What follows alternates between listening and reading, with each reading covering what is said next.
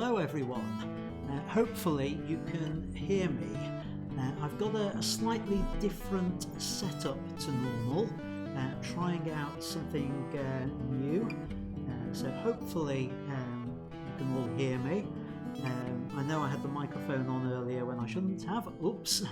One day I will remember to do something about that.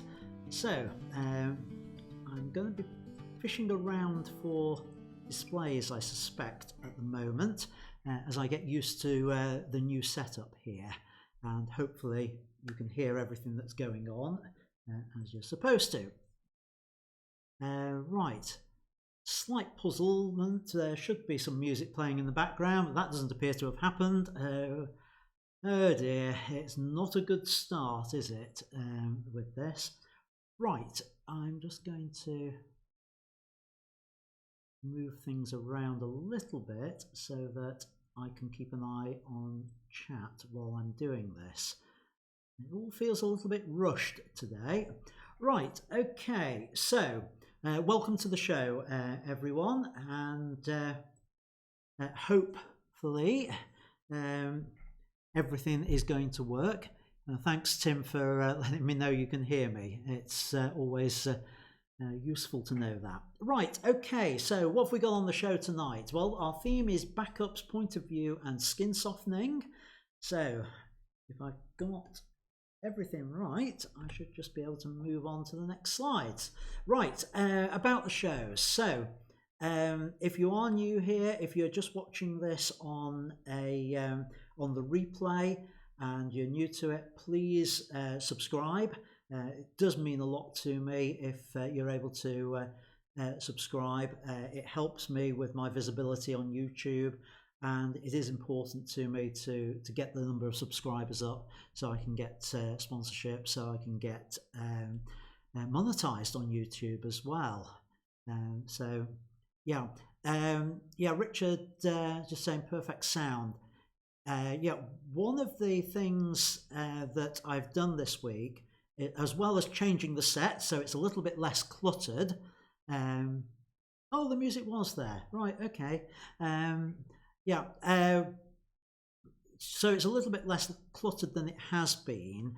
I've moved one of my laptops off. You can't see it, but it's actually off to the side here, so I can see it. And it's just a nicer set, I think. I've also played around with the microphone settings. One of the reasons for moving the laptop was the microphone was picking up the fan on there in the background, so caused a bit of a problem with it. But I've also added in some filters, hopefully to make me sound better on there. Oh, and we've got Peter in from France. Wow, great! I'm an international broadcaster now, going up in the world. Great to have you with us, Peter. Hopefully you'll find the show interesting. Yeah, as I say, please subscribe if you can. For those who may not know, the shows stay on YouTube in their entirety for a week to 2 weeks. Then I cut them down, the full version going into my academy, so that my academy members, of which I know some of you are online, you will always be able to go back through the archives. And I'm also starting, it's not happened yet, I'm starting to cut out bits of the shows and make those available as standalone items, some on YouTube, some on the Academy only. Right. Yeah, I said about the highlights. Yeah. Do ask questions in the chat. I've got things set up now so I can actually see the chat as well as my control panel here. So hopefully I'm not going to get too distracted by it, which has been known to happen before now with that. Put your questions in there. There is a couple of minutes delay between what happens here and what you actually receive. So things about Q&A, get them in quickly. I do the final live Q&A bit towards the end, and if you wait for me to say, right, we're moving on to the Q&A before you put in your questions in, By the time you hear that, it's 2 minutes later of me going, oh, there's nothing there, and have closed the thing down. So get your questions in early, as soon as they come to you, and then I'll try and deal with the majority of them at the end. Others I'll be able to deal with as we go along. So with that, and if you happen to be watching this on the replay, then obviously the chat won't be available to you, so please put your questions in the comments.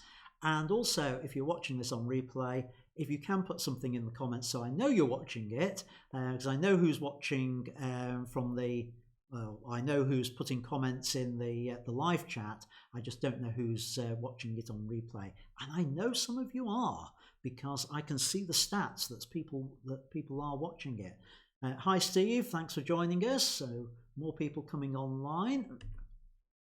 All right, so what have we got on the show this week? I'll start off with some news that's going on with myself and the Academy and the websites and all that sort of thing. Some of it's just for the Academy members, others is for everyone, as you'll see. We've got our, well, I don't know whether it's going to be our final 3-minute edit challenge this week. It's the last one I've got in the bag, so that's coming up. I believe, Terry, you said you were willing to let me have an image for that. I'll send you some details during the week. Anybody else who wants to submit for the 3-minute Lightroom challenge, then please let me have an image, or let me know you want to do it, and I'll send you instructions on how to get the images to me in a format that we can use for the challenge.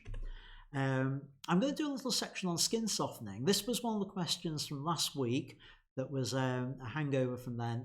Rather than trying to deal with it there and then, I felt it was better to hold it over for this week, where I could do it with a demo rather than trying to just rush something there and then at that point. So a bit more of the challenge. We'll have, the first one will have been Rick's edit, my edit. Then I'm going to talk about backups.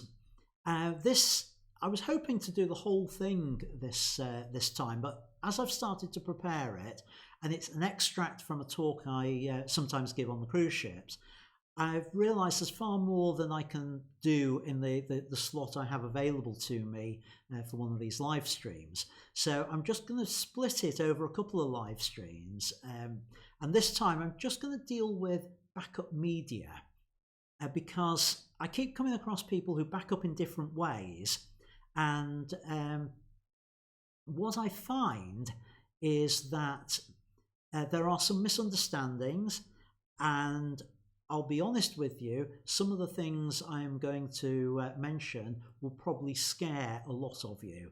It certainly did last time I gave this talk to a large audience. I had a lot of people coming up to me in the days that followed saying, is that really true? And, yeah, afraid it is. And people rethinking their backup strategies. So that should be an interesting little segment coming up. We'll be providing feedback on the image from the 3-minute challenge, and I'm going to play in a shortish one. It's not as long as some weeks, on point of view this time, about how that affects our images, and very specifically one particular type of point of view. Again, it's an extract from a full course that I'm just in the process of submitting to or putting into the Academy, and that's going to be it's going to be nearly 2 hours worth of video, all about different composition techniques. So I'm calling it a beginner's course, but hopefully it's useful for everybody else as well, refresher type stuff. Then we've got the live Q&A to finish with, any questions, and I'll wrap up. And I'm hoping to finish within the hour tonight. Haven't managed it the last couple of weeks. Hopefully I will this time. Okay, so what's been happening this week? What's in the news for me? Well, I've got some new videos up on YouTube, which you may or may not have seen. The first one, the latest video cast, it's actually an extract from one of the first live streams that I did, all about creating a poster for a one-man theatre production I was doing, which got cancelled due to COVID. But the poster still happened, and this is a chance to look and follow through And that, as I say, it was part of one of the early live streams. It's not available on the live stream anymore because that, well, unless you happen to be an Academy member, but I've pulled together all the parts of that for those who might be interested, and that's up on the YouTube channel. So go and have a look at that if it's of interest to you. And I cover things such as how to do a self-portrait, how to set up in the studio, the lighting diagrams, and the edits afterwards in Lightroom. Another one I've put up is the start of a new series that I'm doing, which I'm calling my 2-minute tips. I'm hoping to do these on a weekly basis, and they are meant to be very short tips, primarily Lightroom, but hopefully I'll get some 2-minute tips on other topics as well, some photography ones in general that will be coming up. So that's up on YouTube as well, and it really is 2 minutes. If you discount the closing credits and the opening title sequence, it's about 2 minutes in length on that, so very short. Go and have a look at that. Not now, stay with this, but a little time later. The other bit of news is my communities on my website are now live. I've been doing some work on the website. Now these used to be exclusively for the Academy members, but I've opened up parts of it now for everyone. So what I'm just going to do is I'm going to go over there and then I'll share that screen and I can give you a little bit of a guided tour on it. So right, here we are. We're on my website, and this is the for photographers area, which, if you're not familiar with it, shows the latest content at the top, the various bits which are Academy only stuff, and then the things I've recently updated on there, which can do strange things. If I'm doing mass updates, it can just sort of wipe everything and replace it with whatever I've done mass updates to. But up at the top, we've got this option saying community. And if you just select that, and if my internet connection can cope with me streaming and using the internet at the same time, it brings you over to this photo community. And there's lots of different areas to it. Some bits are still Academy only. Other bits are open to everyone. So welcome and introductions. Please come and say hello on there, say who you are. There's sections in connection with the courses which are going up on there, and an exclusive area for Academy members. We've got a Q&A section where people can ask questions, critiques. If you've got an image you want feedback on, come and have a look at the critique section, post images there. If you are an Academy member, you can post not safe for work images in a special section for that. I've decided to keep that exclusively for the Academy members, simply because I don't want the site to become overrun with basically people looking for nude images. So I've kept that for the Academy members on there. On it, sections for different studio events and so on and so forth. So I hope that some of you will come and drop into the community there. If you do, please ask questions in there. One thing to note about it is if you go to the likes of the critique request area, we've got a new feature in here. You can actually upload directly to the forum any photos you want to get a critique on. So if I say create a community post, should take me down to the bottom of the screen. Come on. Yep, here we go. I can put in title, topic, etc. And I can then actually upload images as well to the post for review. So please make use of it. It'd be great to see some of the people who come to the live stream posting in there on that. So Right, so back to where we were before now. I just need to update some of my screens on here so I know what's going on. Yeah, right. Oh, I've lost 2 people. There was 17 on there. It suddenly dropped down to 15. Whoever you were, bye. Right. Yes. What's next? So, yeah, also in the news, I've got a new blog post. And actually, it's called the 7 Deadly Sins of Photography. And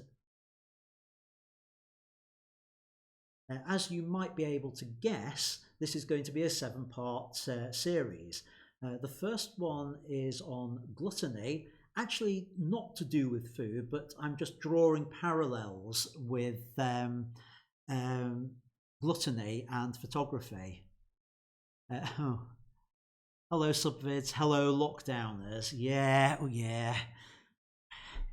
The wonders of lockdown. Another 3 weeks to go. At least, probably longer actually. Right, yeah, so that's up on the website. Let me see if I can just show you where that is. And yep, here we are on the site. So blog post about it, drawing parallels between gluttony and photographers, and how it affects our photography and things to look out for and to try and stop yourself doing with that. So hopefully that's of interest to some of you. Did send it out in the newsletter as well, so I'm hoping some of you have seen it on there as well.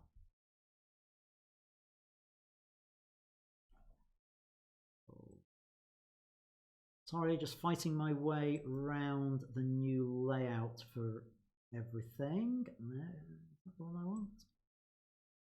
No. I can see what's going on. That's the one, and then, oh, come on. Put your brain into gear, Ian. Right, okay, here we are. Yes, so that's news. I really need a slicker system, don't I, for getting all this through. Right, the 3-minute challenge. So for those who may not be familiar with it, the challenge is I'm given a raw file, sight unseen. I have 3 minutes to do a Lightroom edit of it. Not only that, but the challenge is also open to Rick as well. He has a go at it. And the aim is to show you how 2 very different photographers, and we do tend to approach things very differently, will approach the same image and the edit on it. So this week, the final one is from Andy Grady. If anyone else wants to submit, let me know, because we will need one for next week. We haven't got. So I'm going to play in Rick's edit now. Let's see whether the trick I was trying with shortcut keys actually works. Hello and welcome to another Lightroom 3-minute edit as part of Ian's live stream. My name's Rick Bradbury. I can't unfortunately be there, obvious reasons, so we're pre-recording some of these for upcoming shows. This is a holding image, a friend of mine, Lee, who lives in Australia, and we will jump over to, I believe it's Andy's image. Thank you very much for sending it in, and we shall go through the edit now. So we'll start the timer, we'll switch to that image, and we're already in develop. Great, cool. This is the file as sent. I wonder what that is. Oh, it's a shiny part of the dress, I think.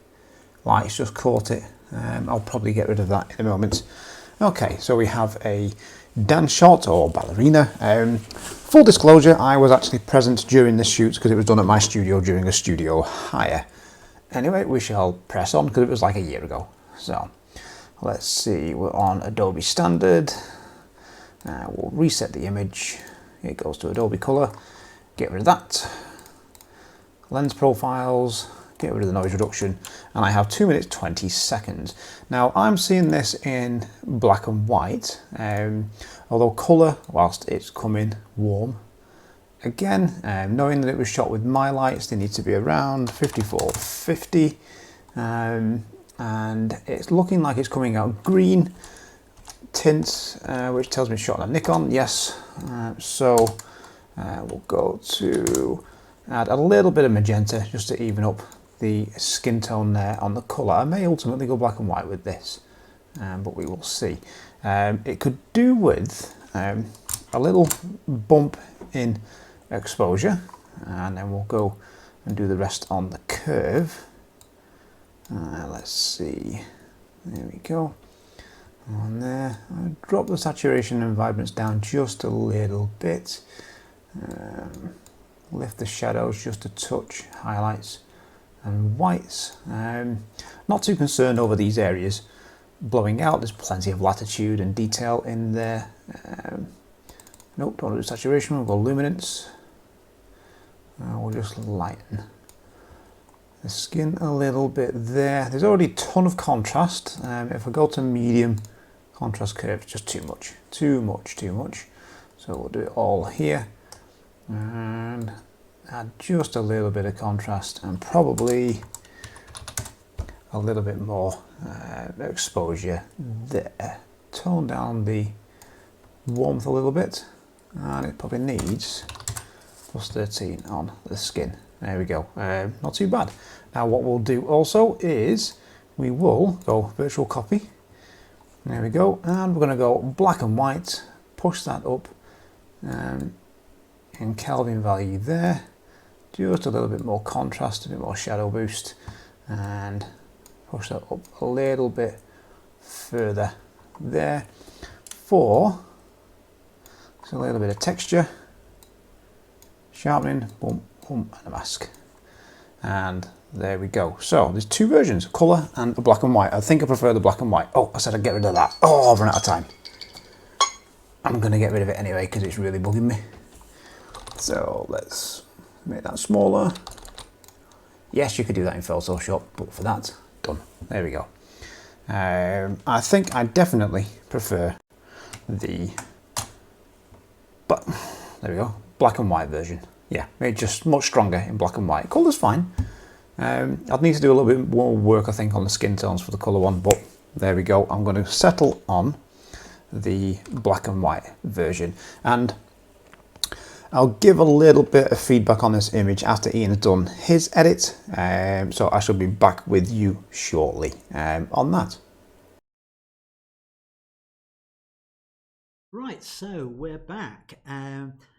Interesting discussion in the live chat about the sound. I was monitoring it here, and through the headphones it sounded a little bit choppy.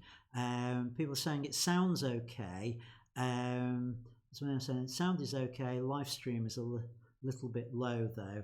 Yeah, I don't know whether that's here or what. I have noticed in the past we've had a few dropped frames, and by the end of an evening we've been a little bit behind. Oh, actually no dropped frames tonight so far. That's good. We're doing well. Right, okay, so anyway, let's move on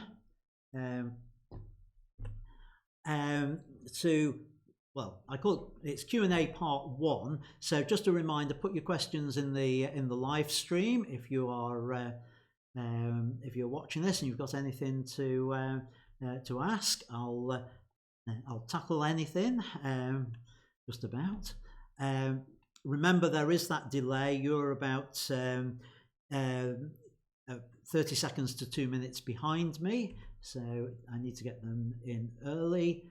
Yeah, if you've got questions that you want to send via email during the week, that's the email address. Contact me at ians-studio.co.uk, and I do my best to respond to those on that. So this one is something which was left over from last week, and it was Tim who was asking about skin softening techniques. And his question, I've paraphrased this because I didn't go back and cut and paste it out of the live chat. But basically, he wanted to know if there were any quick or easy techniques for skin softening, and specifically not frequency separation. So I'm pleased to be able to say, Tim, that yes, there are. So I'm going to go over to Lightroom, and I've got an image prepared to show you this. So, oh, the refresh rate on that is horrible. So let me move over. Right, so here I am in Lightroom. I'm hoping this is all going to work. Lightroom can be a little bit choppy when I'm trying to broadcast as well as use it and then write the file and all that's going on, which is one of the reasons we tend to record the 3-minute challenges in advance, apart from the fact it's jolly hard to do it when you're trying to control everything else. So that's the reason. Right, okay, so here is model Karen R, who was well, she's not actually at my studio, she's just round the corner in the park.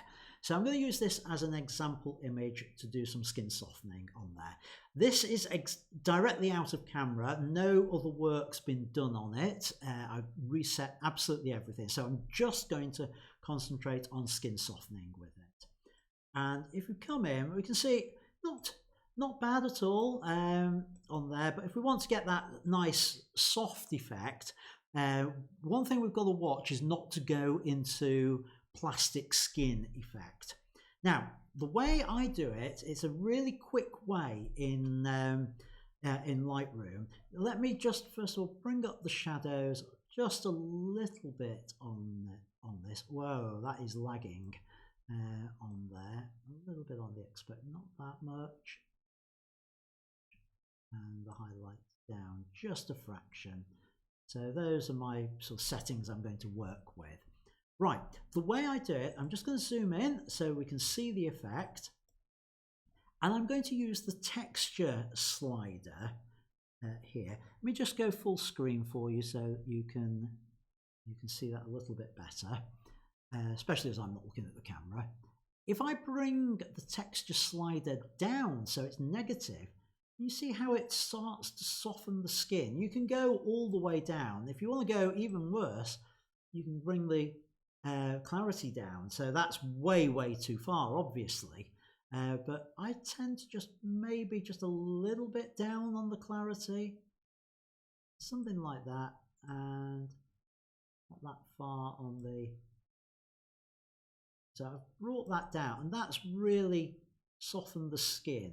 Now, I'm just going to do a before and after, and the shortcut key for that is the slash key, bottom left, so it goes top left to bottom right slide.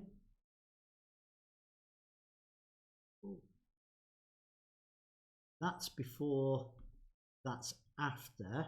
It appears we've got some other settings going on in there as well, presumably lens corrections. But you can see the effect that's made on the skin.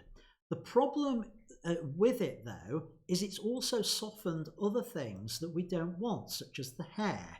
So if I zoom out, you can see the effect on that. We've lost the detail on the hair and to a certain extent on the eyes with that. And obviously, that's the sort of thing we don't want to happen. So what we need to do is actually paint back the bits that we don't want softening to take place. So to do that, I'm going to go to an adjustment brush, which is shortcut key K, or the tool up here. So K on that. Oh, this is laggy. I think I've ended up double bouncing that. Yep, here we go. Excuse me. Right. Yeah, let's now. Oh, having problems with the refresh here. This is not going well.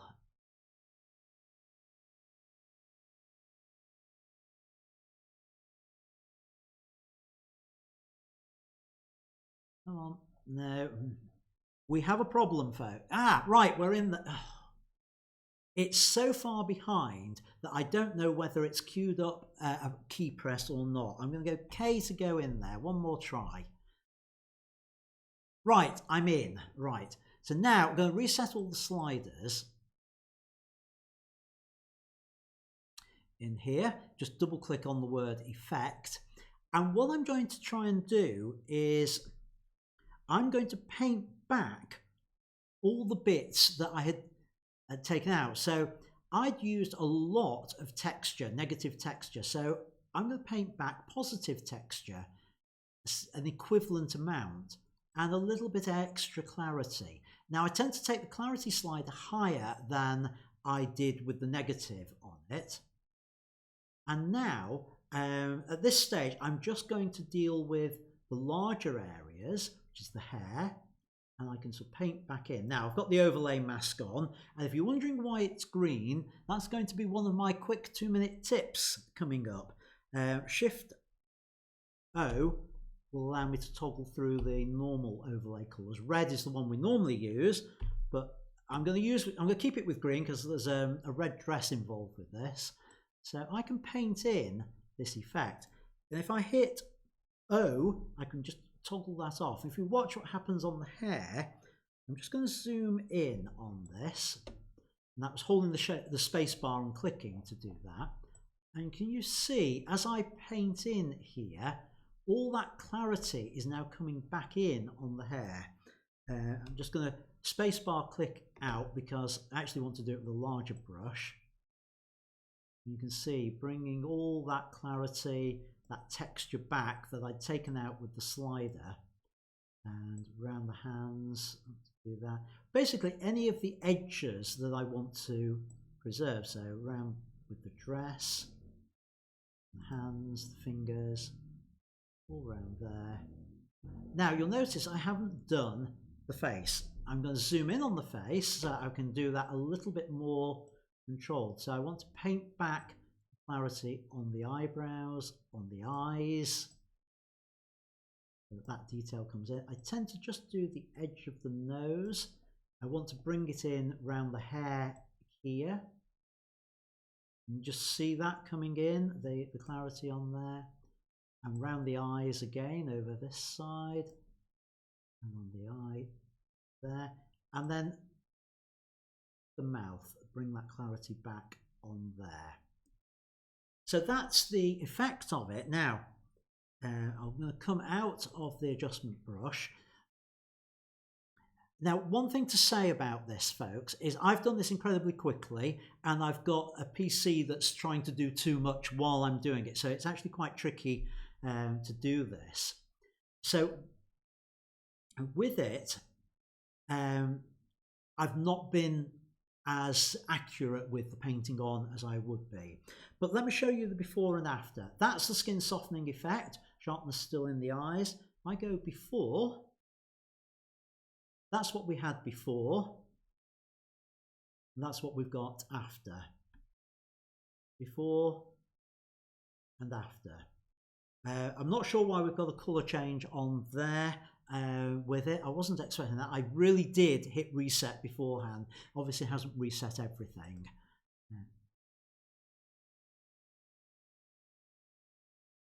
So that is the technique for skin softening I do. There is another one. I'm not going to try it now. Maybe in a future one, somebody asked the question about using a graduated filter to do skin softening. If somebody asks that question in one of the future live streams, I'll show you that technique as well, which is quite an interesting one. I don't find it as good as the one I've just shown, but it is an interesting one. I know some people do use it. So, right, let me update my display over here so that I can see what's going on. Right, here we are.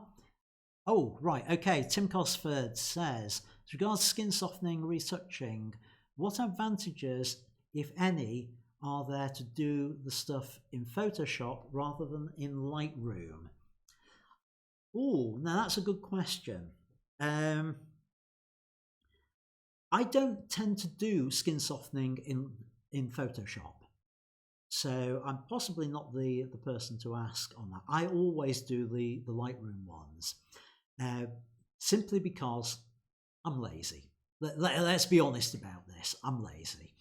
And I find it so much quicker to do it in Lightroom. And I find it just as effective, if not more effective, because there is a danger with skin softening that we end up with a Barbie doll effect, and that our subjects look plastic, or if you're a Doctor Who fan, an Auton effect. Maybe one or two of you out there who get that. Right. So we don't want that. So I like the effect that I get in Lightroom, so I stick with it. If you are more comfortable with it in Photoshop, then do it there. But what I've just shown you, I was talking through it and I was fighting a slow machine to be able to do the demo. So, and it took me just a couple of minutes to demo it to you, a few minutes to demo it. If I'm doing it myself on a live image, I can do that in a minute. I challenge you to do that, or the equivalent of that, in Photoshop in the same length of time. So that is what I would say is the big advantage. Also, I'm actually saving disk space, because every time you go into Photoshop, you're creating an extra file, and they can be quite large, the PSDs or TIFF files, if you're saving them as 32-bit images. So you're taking up more disk space every time if you take an image into Photoshop. Now, I'm not saying that that's a good reason for not going into Photoshop. If it needs to go into Photoshop, then fine.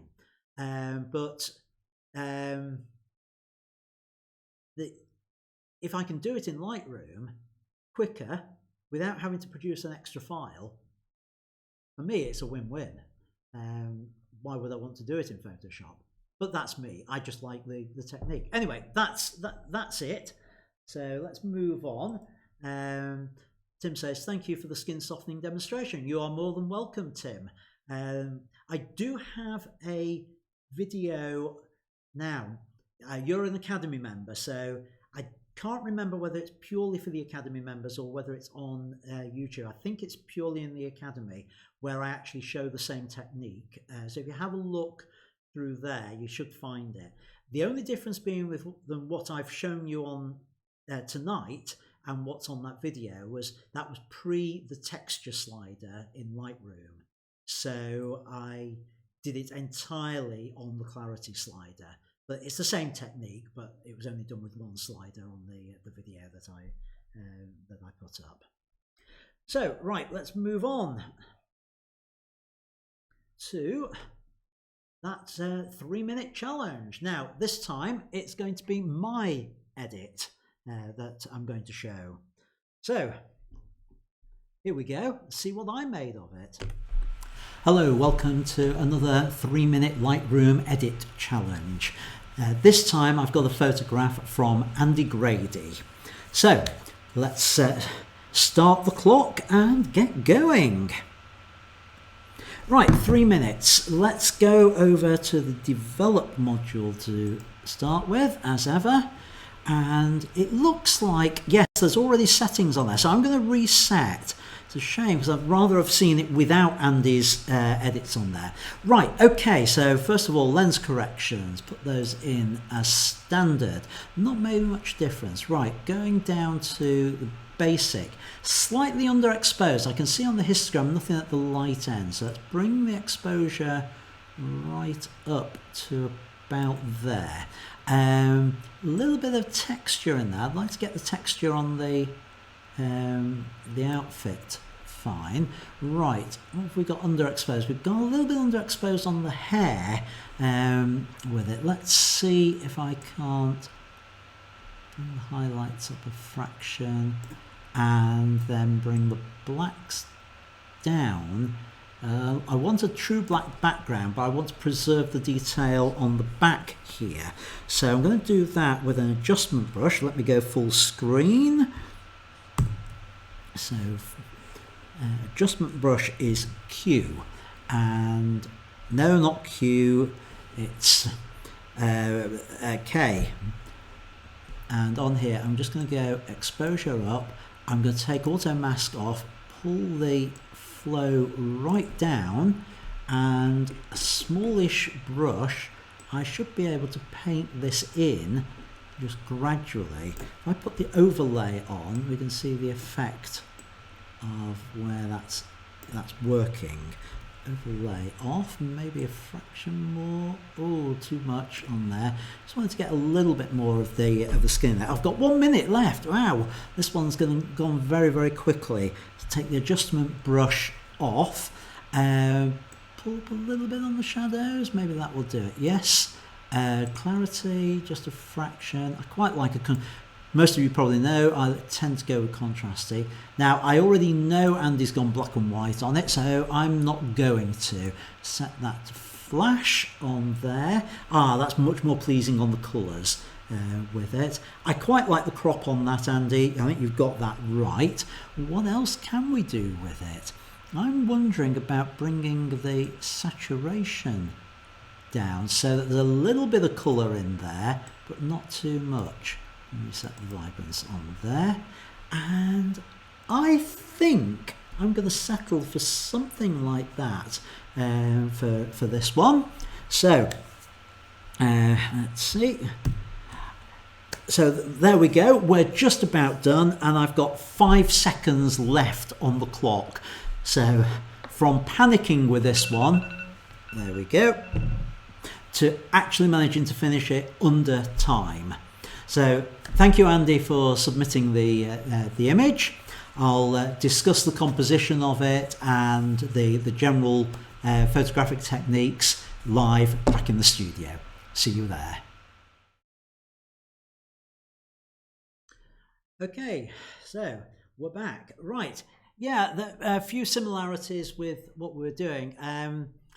On that, I'll give a bit of feedback later on with that. So let's move on to one of our main topics for the evening, which is, so he's trying to control his mouse. Right, backup media, or backups in general. This came in as a question during the week, and I can't remember who asked the question. I don't know whether you're on the watching the live stream, but somebody was asking me about backup software that I use, and the answer to the question was vice versa. But it made me think, well, I'll cover backups in general on the live stream this week. As I've looked at it, I think I need to talk about different types of backup media first. So what works, what doesn't, and some of the things that I've come across with that. This is a small extract basically from a talk I give when I'm on the ships. But I just want to go through the different techniques that people use and the way people are backing up, or what people are using to store their images on, and why you might need to be afraid, very afraid. So looking at the different sort of media that people use, I'm aware there are some people who are still backing up to DVD media.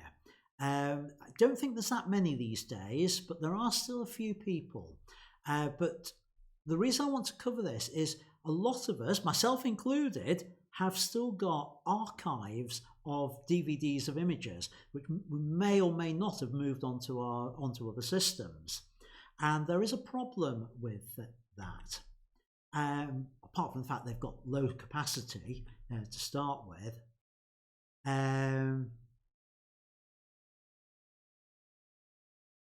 Right, sorry, I've just noticed the question, comment from Steve Hayward. He was one of the people who'd asked about it. No experience of GoodSync at all, not familiar with it. But yeah, the problem with DVDs is, the biggest problem is they've got very poor longevity. Their life span is 5 to 10 years at best, and that's due to the dyes fading. Now, I think probably most people know this, but in case anyone doesn't, there's a difference between DVDs that you write and the ones you buy with the latest blockbuster on. The ones which are manufactured are printed in the sense that the data is stored by ones and zeros, but those ones and zeros are represented by little pits, little holes in the disk, and they are physically punched into the disk. So they will survive a long time. The type that we write in our own machines, the way that it works is it's a layer of dye, and a laser burns holes in it, in the ink. Now, when you burn holes in ink, there's a problem. It is ink, and ink fades, which means over time, with the dyes fading, the data gets corrupt. And they reckon 5 to 10 years. I keep hearing 5 years, although I've got a few discs which are much older than that I can still read. I've got some less than 5 years, which I can't. So be aware, if you are still storing stuff on DVD, that it may not live for very long. If you want to help preserve that, store it in a dark place. That will help, because it's the light that causes the dye to fade on there. And of course, one of the disadvantages is you can't do a big restore from them. And if you're interested in cost, it costs on average about 3p per gigabyte to store information on DVD. So file that away and you can compare it with the others as we go along. What about Blu-ray then? Well, they've got a larger capacity, 25 gig typically, and they actually have a longer lifespan as well, potentially decades. So this might sound like a good option, certainly a better option than using DVD, but there are things to watch out for. Again, because it's ink-based, you need to store them in a cool, dark place to preserve the life of them. And there are some problems with Blu-rays for data storage, with compatibility and things like that. And it's hard to do mass restores. 25 gigs nothing these days. It's a good amount of data, but in terms of a large archive, it's nothing. I've got terabytes upon terabytes, so I could never store all mine on Blu-ray.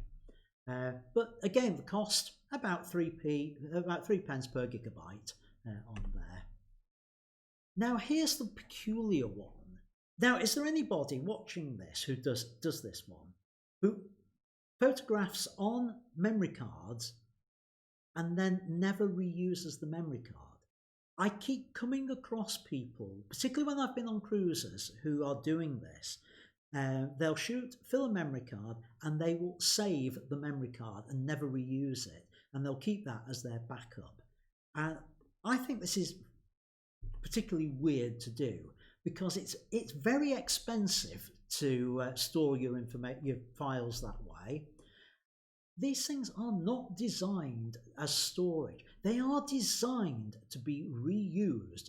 They are not designed to just write to them once. They are designed to be able to have 10 to 100,000 write cycles, and that's the number of times you could use it. So let's do the maths on it. If you reformatted a memory card every day, it would go for 25 years before you hit that target. They are designed to go. And the reason people don't, they say, oh, well, I don't want to keep using it because I'm not sure it'll still be reliable. They are typically reliable. Yes, you can get failures, but you can get failures with anything. It's not to do with how many times you use it as to whether something's going to fail like that. So not a good way of doing it. They reckon that if you are storing stuff on there, 10 plus years is about the lifespan you could expect on that, but probably much longer on it. So good longevity. They're not easy to restore anything from. You almost certainly have got them before you've done all your renaming and your processing, so you're not backing up to it on there. and it comes in at a whacking 25 pence per gigabyte storage, so it is expensive. What about memory sticks then? Well, the same sort of things apply. Relatively expensive, they're difficult to manage everything on. You can't easily do mass storage, very difficult to sort of manage the whole thing really. About 10 years lifespan on them, like that. But the number of reads writes is never going to be a problem on those, or shouldn't be. And it comes in at 21p per gigabyte, so not that much cheaper than using memory cards. Now, here's a very popular one, using cloud-based solutions. And the problem with it is it does rely on having a good internet connection. You haven't got that, you're on a hiding to nothing. So for me, as someone who works on cruise ships, it's no use. I can't access or back anything up if I'm on a cruise ship, if my main storage was in the cloud. I do have images stored there as a form of backup, but it's not one of my primary backups. The other downside of it is you've got continual payments on it. You're paying year in, year out for that. It's a tiered pricing, it's not per gig, so it's difficult to come up with a price on that for comparison. But the biggest worry I have with any cloud base for my backups is that if something went wrong with a payment, then potentially my data disappears. And now, yeah, they do have a short grace period, but it can only be a few weeks sometimes. And if you're away for any length of time, you could lose your backup. It's also expensive for people who shoot RAW. If you imagine, if I try to back my stuff up to the cloud, all my RAW files, we're talking about 10 terabytes of data. That's a lot, and that is expensive. Slow to restore, of course. Now, yes, you can get hard drives sent to you from cloud storage, so that is a possibility. But the price, well, about 1 pence per gigabyte per month. So 12 pence a year per gigabyte. It soon adds up. Again, it depends on the service you use. That's based on Apple and Dropbox. I know there are other solutions. I didn't have chance to go through and get prices for everything from there. But what about hard drives? Now, this is my preferred solution. They're easy to access. They've got large capacity.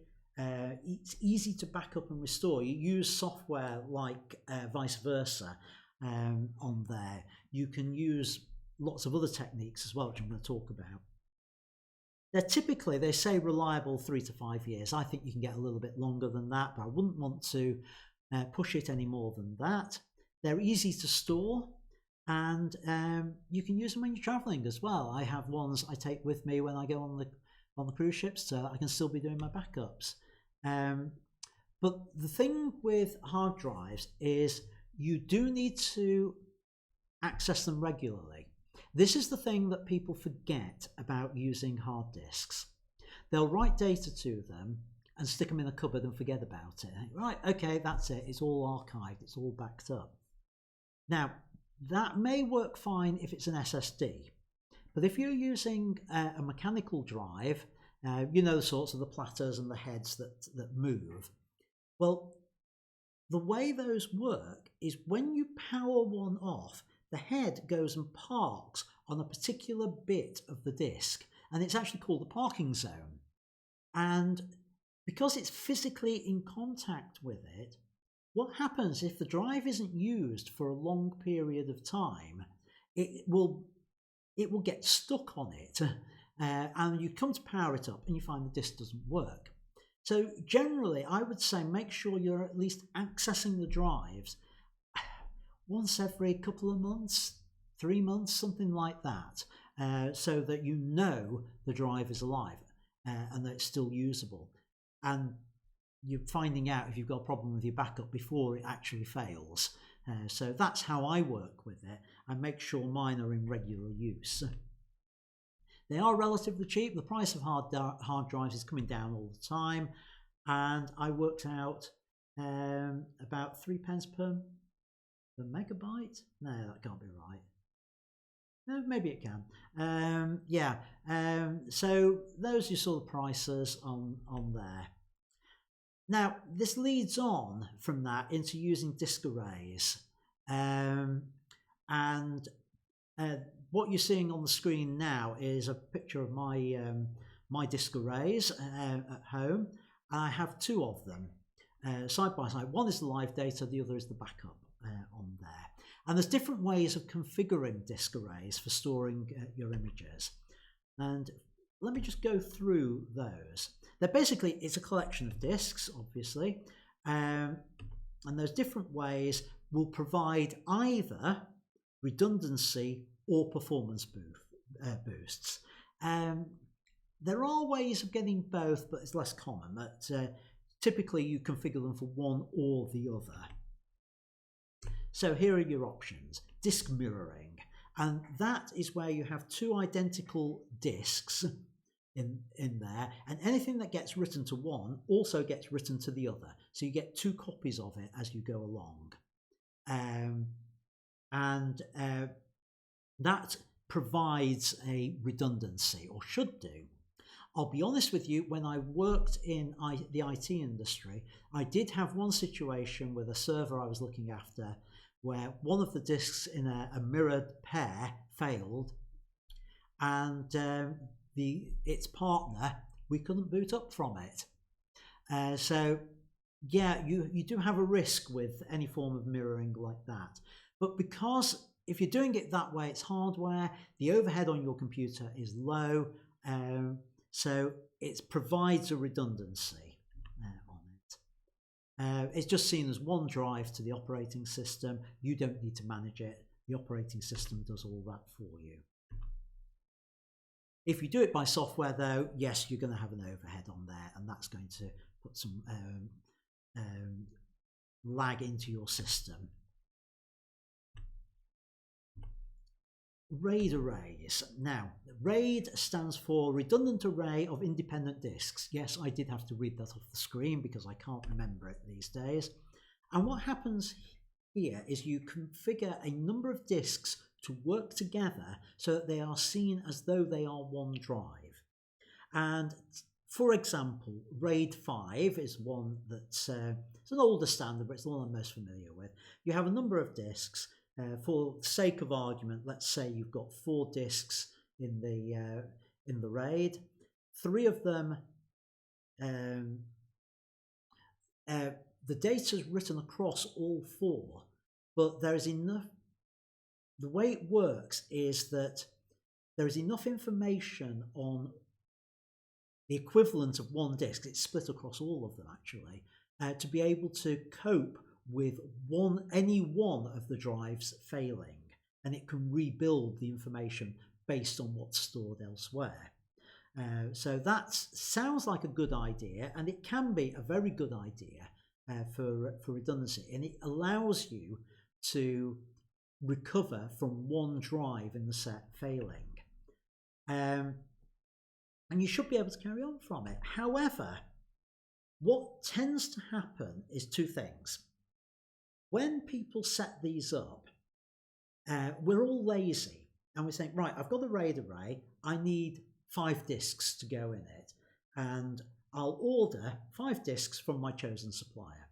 And you buy 5 disks from the same person, from the same manufacturer, and the chances are they're all from the same batch. And what that means is when one fails, the chances are, if it's inherent in the batch, the whole lot's going to fail. Not only that, but when one disk fails, you find that it puts a strain on the remaining ones in the set. And I've seen it happen when I was working in IT, that one disk failed and then it was trying to survive on the others, coping with the fact that there was one missing, and then that caused the next one to fail. And of course, once you've got more than one fail, that's it, it's gone. The whole lot is gone. So there are inherent problems, there are advantages, but it's not the approach I would use. And And it's worth pointing it out at this point that mirroring and RAID are not a backup solution. They're a resilience solution. They allow you to carry on if a disk fails. They do not back up anything. Why? Because if something is deleted from one of those disks in that set, it's gone from all of them. If a file is corrupted on one, it's corrupted on all of them, because that's how RAID and mirroring works. It keeps them all in line. So you still need backups, even with that. So don't rely on a RAID system as a backup. It's not. It's a resilience system. Right, before I go on to the next slide, there's various questions coming in here, so I'll deal with these now. Michael says, Amazon Prime allows you to store RAW files without counting against your data allowance. Wow, that's good, but still limited by your internet connection when doing a restore. Yeah, therein lies the problem. Michael's got 2 disk arrays using unRAID. I'm not familiar with unRAID. It might be what I'm about to talk about in a moment with under a different name. So let me know once I've done that whether it is anything different to what I'm about to say. Steve says, what do I prefer, mirroring or RAID? The answer is neither. I wouldn't touch either with a barge pole, to be perfectly honest, because what I use is JBOD, which stands for just a bunch of disks. No, I'm not joking. That is genuinely what it's called, just a bunch of disks. And each disk in the array, in the caddy I should say, just appears as a separate disk on the system. And the separate letters, or if you run out of letters in Windows, you can put them as you can mount them on folders. I have some mounted on folders, some mounted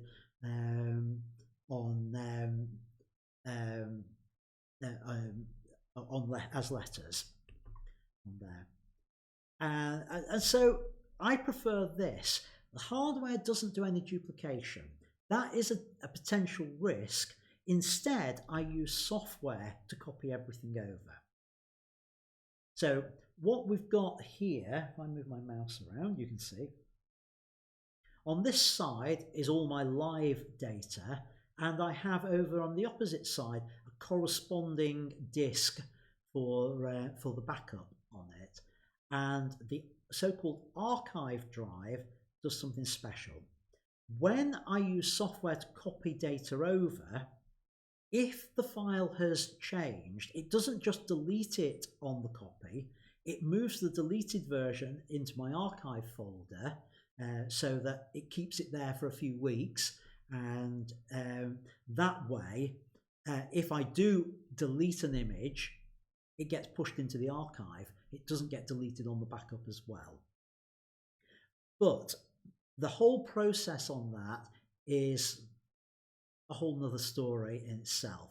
And I think what I'm going to do is next week, or next time, yeah, it should be next week, I will go through the actual backup process about how I move files from one drive to the other, why I do it. I'll talk about off-site backups versus on-site backups and those, and try and give you some pointers along those lines on that. I've talked enough about those different types of media tonight. Hopefully, I haven't scared you too much about the longevity of some of your backup media. You know, actually, I hope I have scared you, because if you're relying on something that might fail, it's good to be scared enough to get it sorted. So make sure you're backing up. Steve smiles, so I'm guessing that he means that his version called unRAID is the same as my JBOD. Yeah, right. He's put Michael's put the comment in here. Yeah, close. unRAID is JBOD with a parity drive. The latest version supports 2 parity drives so that you can survive 2 data drives failing. Wow, didn't know that one. Don't think my arrays will support it, to be honest. So can't do that one. Can I show my slide on JBOD again, please? It was a bit fast. Right, yes, sure. I will go back on that if I can. Right. There we go. Right, I'll just read it through as well to make sure you've got it. The JBOD stands for just a bunch of disks. Each disk in the array appears as its own entity, its own drive letter, or folder that it's mounted on there. And the hardware doesn't duplicate any information between, except from what Michael's just said about Unraid having the parity drives, which does some duplication to allow you to survive a failure. So hopefully you've got that. The other thing, Steve, with any of these, if you need to see slides, if I go through anything too quickly, you can always catch it on the replay and fast forward through and get that information at that point, because it will be on the replay for at least a week afterwards. Right, so let's move on. 3-minute challenge. Yeah, image feedback. I'm going to play in at this point Rick's feedback on Andy's photo. Too early. So hopefully this will play. Okay, back into Lightroom. We'll come out of full screen and we'll go back into develop. Ignore the metadata that was there. It's saying it's my image. It's not. It's just my auto import. I forgot to get rid of it. Right. So sticking with this one. Now, things that I would do in addition to this, I probably would spend a little bit more time on the toning of the black and white, but you know, 3 minutes is 3 minutes. I'd clean up the floor and get rid of these elements. Probably going into Photoshop to do it. Lightroom can get that kind of stuff done, but Photoshop is the better tool for the job, just to clean it up. I'm liking the black and white conversion. We're not losing a ton of detail shadow wise here. Now, if we posted this on, say, Instagram or Facebook, then it's probably going to block up a little more, so you might want to consider adding a bit more to the shadows there. A couple of things that I would do probably during the shoot, and it's if you'd spotted them really. I'd like to see something where the arms aren't touching the floor. I like the fact that they're touching the floor. This hand could have done with being pushed forward just a little further. And I would probably work to make the lighting pattern on either side a little more symmetrical, because it's a very symmetrical pose. So when you go for something like that, try to make sure it's very symmetrical and even. So it may involve shifting the light somewhat, just so you get an even fall of light. Here it's close, not too far away. Obviously just making sure that one hand isn't further forward or further back than the other. But overall, I really like it. And when you've got someone sat on the floor like this, I don't know whether, I think she was cross-legged at the time, assuming how high I'm going to call it a dress, which is probably the wrong name, is kicking up. So it's hard sometimes to make sure that we're elevated sitting straight. I'm sitting straight when I'm saying this, not that you can see me. Just to straighten up the back a little bit, and it'll change the shape of the shoulders a touch there. So it's those kind of little details, and when you're shooting a dance subject, you're either going to know that or you're not, based on experience really. They will know as well themselves, but when you're looking for things, experience will tell you things to look for. One thing I would have probably done as well is see if the hair could have been tidied up a little bit and brushed back. You could probably go in and start to remove this stuff in Photoshop. It's a bit more work than you may want to do, but I would try and get rid of that during the shoot if possible, just by tightening the hair a bit tighter, or if you've got someone on hand that can do a bit of hair work, go ahead and do that. You probably will still get some strays, but it's where the light picks up on these, in particular this one here, I would want to get rid of there, because it can be a little bit of a distraction. So you've got highlight, and then this little highlight just kind of hanging there. When you zoom in, it's obvious what it is, and we can probably tell what it is, but it may be a little bit distracting. If we go to the crop, framing wise is good. Just a slight shift of camera towards the right a little bit, just to even up the gaps on either side. Remember, if you're going for symmetry, really go for it. And then it would just even out the gap in the center third to shoulders. and arms there. So it's just minor little details really.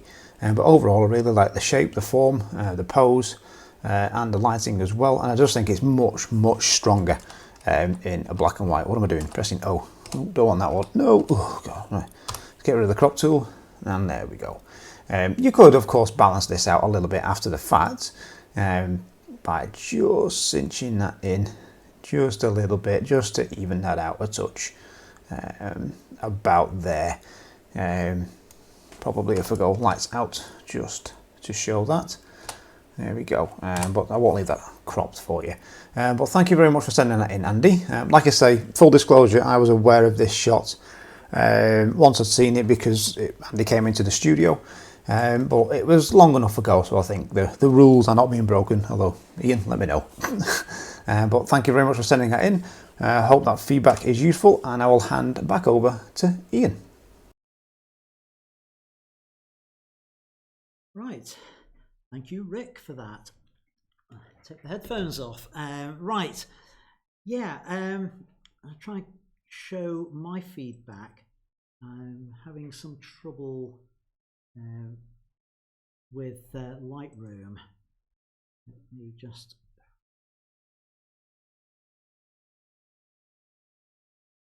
It is so slow. I think it's because I'm asking the laptop to do way too much on here at the moment, because it's also running. What you can't see is I've got my my iPad here, which is running the software for managing the live stream. Again, I don't think you can quite see it on there, and that is probably taking up a little bit too much processing to handle. I'm still not happy with my my setup here. Right, okay, so this is the image. I want to give my feedback on it now. I've got very little to add other than to what Rick said. The one thing I would say about it is that the only reason I did the edit in colour was because I'd seen that Andy had done it in black and white, so that's why I did the colour version on here. I do like the pose on it. I like the symmetry behind it on there. A couple of things to say is that if I go and have a look at the metadata on all of this, the EXIF, we did have to push up the exposure a bit on it, Andy. So you just check your exposure with this sort of thing to make sure that the exposure was spot on. Now, I can guess what the cause is, because I know that I think you normally shoot at f8 like I do in the studio, and I notice your aperture is at f9, so I suspect you closed down just slightly on that. It might have been because you were trying to preserve these highlights on there. I don't know whether that was the case with it. But yeah, it's a nice shot. I don't have a problem with the sitting cross-legged or anything like that. It's a tutu, by the way, Rick, if you're watching, not a dress. I think they call them tutus. It's a lovely thing. I like the light fall off on it that you've got on there, and the rim lighting effect. I'm a big fan of rim lighting, as I think many of you know. So not much else to add on it with that. So see if I can minimize this out of the way. Right, okay, so now back to my live setup here. Whoa, that's not the one I wanted. No, that one. One of these days I'm going to be able to do this smoothly and slickly on there. Right, anyway, let's move on. So much for me trying to keep this under the hour. It's failed miserably, well over. So I'm going to play in the beginner's video Now we're on to a new area, which is point of view. It's only a relatively short one this time, so let's have a look. Okay, back into Lightroom. Hello, welcome to video 12 in composition and point of view, part of the Introduction to Digital Photography course. Previously, we've been looking at the 3 guidelines for composition, and those are subject, what is it I'm trying to photograph, focus, how am I going to draw my viewer's attention to my chosen subject, and simplify, how do I get rid of anything that detracts or distracts from my image. Now we're moving on to the concept of point of view or perspective. And this is all about where you make your photographs from. And it's an important thing because the point of view in an image makes an extraordinary image out of an ordinary one. And the way I tend to summarize this, it's all about putting the camera where the eye doesn't normally go. Now, remember that correctly. Put the camera where the eye doesn't normally go. I gave this talk on a cruise ship some time back, and there was a member of the audience there who clearly didn't quite gather the full details of this, because a couple of days later, when we were out on shore, my wife spotted this couple where the husband was busy taking photos and he was dithering a little bit. Oh, do I take it here? Do I take it there? Where do I take the shot? The wife was getting increasingly frustrated. You know, wait. Eventually, she got a little bit fed up with this and decided that, okay, she'll try and help her husband and said, just remember what Ian said in his talk and put the camera where the sun doesn't shine. Well, I suppose she partly remembered what I said. So, point of view is all about where do we see the world? How do we see the world? Well, for most of us, it's somewhere between 5 foot and 6 foot off the ground. And our view of the world is the equivalent of a 50mm lens. And we tend to see the world with the verticals always remaining vertical and the horizontals, the horizon, always remaining level.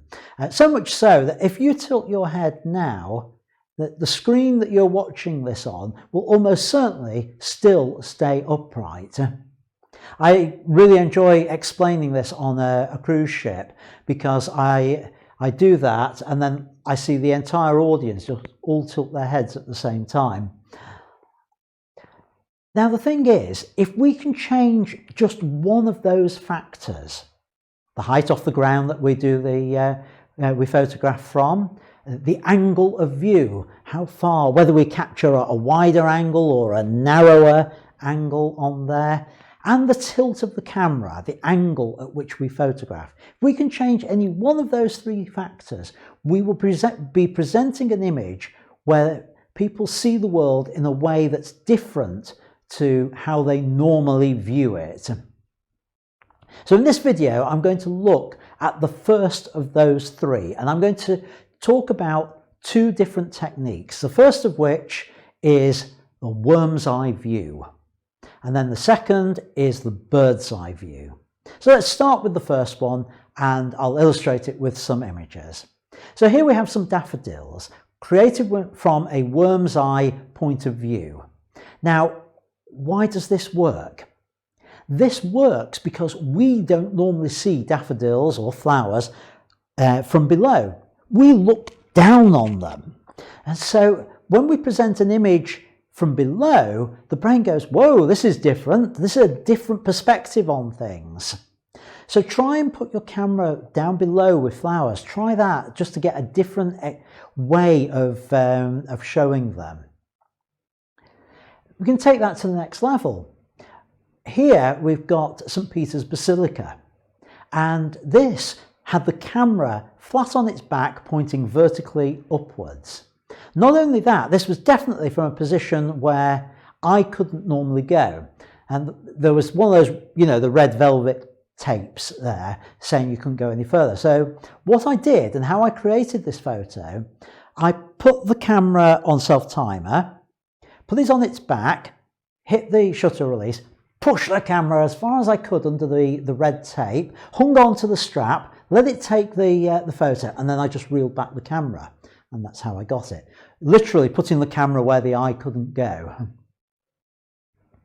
And you can find, if you can find things acting as leading lines, vertical objects like this crane in Malta, that also works to give a different perspective and point of view on your images. Here you can see where this technique's being used to photograph a ceiling. It works really well when you've got an interesting ceiling.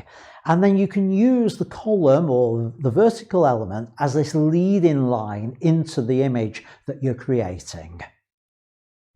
The technique of this worm's eye view works well with people as well, because you can put the camera on the ground. Again, I did this with self-timer. I got them in the rugby scrum position. I created a gap. I went in, camera on self-timer, hit the shutter release, withdrew, they closed the ranks, and then the camera created the image. So we've got this shot, which can work any way up, which is an extra bonus with it. So what about the bird's eye view, the looking down? Well, we've just seen a shot of people looking up. Here's the opposite. And this works particularly well with kids. And anytime you want to put an attitude into a shot, look down on your subject from high up. It's great with kids. I often do it when I'm photographing children. I get them just standing like that sort of attitude to them. And I'd never use it as my main image in the shoot, but it's great as a sort of character shot, and you'd be amazed at how often that sells as an extra image, because it's a different way of presenting a portrait. It's not as the main image, of course, they buy the formal portraits, but it's surprising how often this extra one sells as well. And it works well with animals looking down, and you can tell this is a sort of distorted view from above. The cat looking up adoringly. If only you knew what he was really like. But we can do it, the classic shots as well, staircases, looking down. Here, the Simonetti staircase. This is the classic view of that staircase. We look down on it, we have the blur of people going down it. So I'll move on to the next two techniques in point of view in our next video, which is still part of the Introduction to Digital Photography course and part of the Composition and Point of View module, obviously, and it's video number 13, the second part of this. So I'll see you in the next video. Bye for now. Hello, right, we're back. So let's finish off. I think we've not got much more left. Yeah, Q&A, final bit of Q&A. I haven't seen any additional questions come through on this, so I think that's the end of Q&A. A very quick one to finish with. Nothing much else new in chat. So just to wrap up, thanks folks for watching. So much for me trying to get it in under the hour this week. I failed miserably. Please subscribe if you haven't already done so, and if you can share the links to this, please do. I really do need to grow the audience, as I've said earlier on it. Thanks to Andy for the image that we did the 3-minute challenge on, and do let me know what you want to see in the future on there. Oh, we have a thumbs up from Sub Vapes. Hello, Sub Vapes. On there, and do stay safe, folks. Let me have any feedback. Am I going on too long? Am I trying to pack too much in each week on there? And let me have any more images you want me to critique or do the 3-minute challenge on. Next time we'll continue the discussion about backups. We'll continue the point of view discussion for the beginners, and there may or may not be a 3-minute challenge on there. So thanks folks, and until next time, please keep making good photos. Bye for now.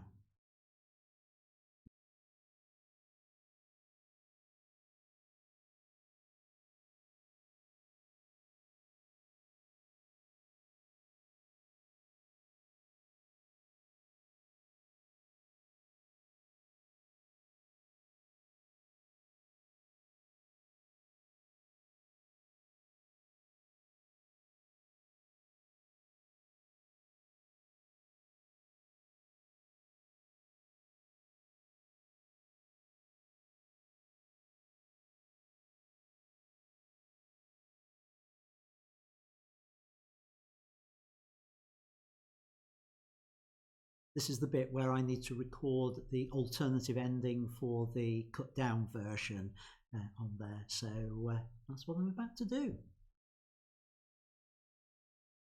Thanks for watching this cut down version of my weekly live stream.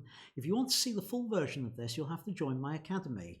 The prices are on the screen there. It's only £6 a month or £60 a year for full access and lots of useful information in the academy to help you with your photography, as well as an ever-growing archive of these live streams.